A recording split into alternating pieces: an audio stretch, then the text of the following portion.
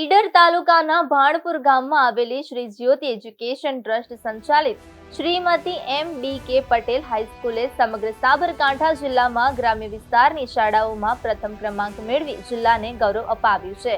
હિંમતનગર ખાતે APMC કોલેજમાં આયોજિત જિલ્લા કક્ષાના ધ્વજવંદન સમારોહ દરમિયાન શિક્ષણ મંત્રી ડોક્ટર પ્રદ્યુમન વાજાના હસ્તે શાળાના આચાર્ય સતીશભાઈ બી પટેલને ₹1 લાખનો ચેક તથા પ્રશસ્તિપત્ર અર્પણ કરીને સન્માનિત કરવામાં આવ્યા હતા.